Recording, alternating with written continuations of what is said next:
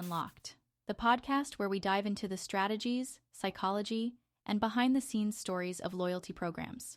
For full transparency, this podcast, including the script and the voices, is totally AI-generated based on chapters from the forthcoming book on loyalty from my co-host, Mark Sage. Okay, so Mark, today, we're talking about something that sounds totally counterintuitive. You deliberately make something harder for your customers? Why on earth would you do that? Isn't easier always better? Yeah, I know it sounds crazy at first, but designed in friction is actually a strategic tool. By intentionally adding a bit of difficulty or thought into a process, you steer customer choices in a way that benefits both them and the business. Wait, so you're saying it's all about controlling choices? Like nudging? Exactly. That term actually comes from behavioral economists Richard Thaler and Cass Sunstein. In their book, they define a nudge as any change to the way choices are presented that influences behavior predictably, but without removing options or altering incentives in any significant way. It's subtle guidance. Okay, like what? Give us an example. Sure. One of the most famous examples is placing fruit at eye level in a school canteen. The idea is simple. When healthier options are more visible and easier to grab, people are more likely to pick them. In a sense, you're stacking the odds in favor of a behavior that aligns with a specific goal. In this case, eating healthier. Oh, sneaky. So we're kind of having our choices influenced without even realizing? That's right. And it doesn't just apply to healthy eating either. You see it in all kinds of areas.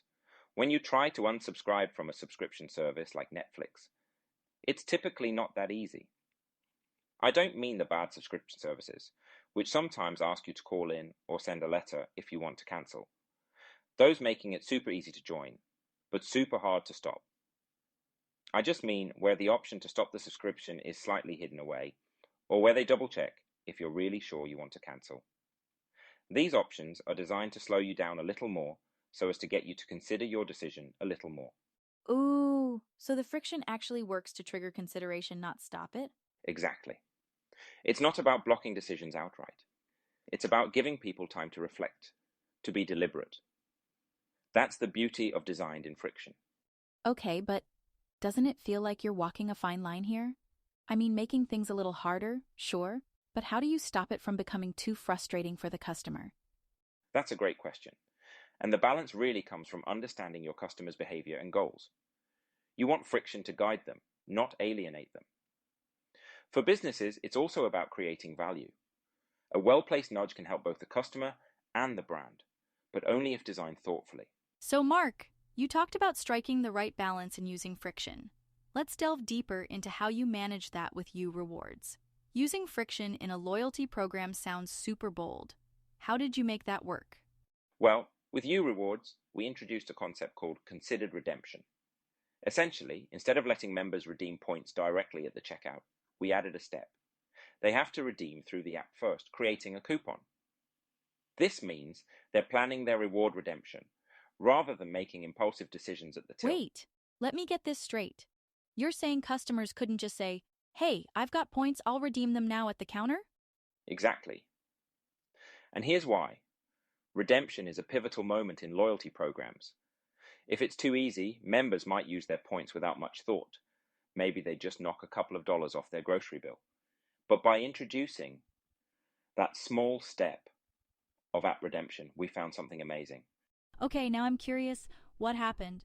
It turned out that members who went through the redemption process were planning their purchases more thoughtfully. This led to an average increase of 25% in their spending when they redeemed points. So they weren't just redeeming. Instead, they were using it as an opportunity to buy more. And that's additional value. Not just for the business, but for the customers too. Whoa, that's kind of genius. But weren't people, annoyed by the extra step? You'd think so, right? But actually, we saw a lot of positive reactions. Members appreciated having that moment to think. And because everything is real time, the coupon appears instantly in the app, it didn't feel overly inconvenient. Members could redeem the coupon while standing at the checkout if they wanted, so we didn't stop real-time redemption. We just nudged it towards considered redemption. So, basically, it's about creating that pause. A little breathing room to reconsider and plan? Exactly. And this isn't just anecdotal, it's borne out by data. For example, we saw members planning their redemptions 2 to 3 days in advance. That's intentional, considered behavior. And they weren't just thinking about points. They were thinking about what to buy, when to shop, and where to shop. And that mental connection to you rewards, it's like, wow, next level brand loyalty. Absolutely. That's why we call it considered redemption. When members are actively planning to shop with you, you're staying top of mind. And that's a real loyalty win you just can't buy. Plus, the bigger baskets add measurable significant lift to both the program and the partner brands. Okay, got it now. So the friction isn't just about making things hard, it's about adding real value to the behavior. Yep. At its core, it's about aligning that friction with thoughtful outcomes. And when it's done well, everyone benefits. The members, the business, the partners. It's a win-win across the board. That idea of using friction thoughtfully is fascinating. But it makes me wonder, what happens when it goes wrong? Too much friction can easily tip into just being frustrating, right? There's definitely a point where the balance tips, and instead of guiding customers, you're alienating them. It's why understanding context is everything. Different scenarios require different levels of friction or convenience. A misstep can undo all the good intentions. Right, so do you have an example of where that balance kind of flopped? Well, in the early days in Nectar in the UK, we implemented real-time redemption at till, allowing members to use their points instantly and removing the friction of redemption, trying to make it ridiculously easy to use points. Sounds amazing, right? Except it wasn't. Wait, how? You'd think customers would love that. Well, points were redeemable instantly, no thought process required, but what happened was engagement dropped. Customers were treating the program more like a simple discount card rather than a loyalty platform.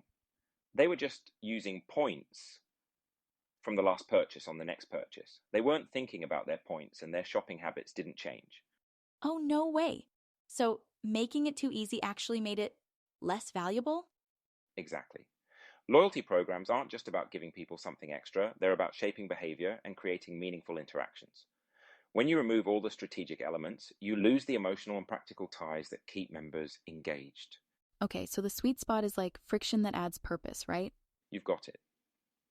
It's like the U Rewards example we discussed. With the extra redemption step, we created a moment of consideration, and that boosted both customer engagement and spending. What matters is knowing when to add friction and when to remove it. Amazon's one-click checkout is a great example of removing it, perfect for cutting abandoned carts in online shopping. So it's not about friction versus convenience, it's more like finding the perfect balance for the situation? Balance is the right way to look at it. It's a spectrum, not a binary choice. Different kinds of customers, different touch points, and different goals all influence where you pivot. The key is designing the experience with intentionality, keeping the customer at the center while aligning with your objectives. So it's all about strategy. Totally. When you get that strategy right, you're not moving customers through a transactional cycle. You're creating consideration, getting customers to stop and think a little. And that's what loyalty is all about. That's a game changer.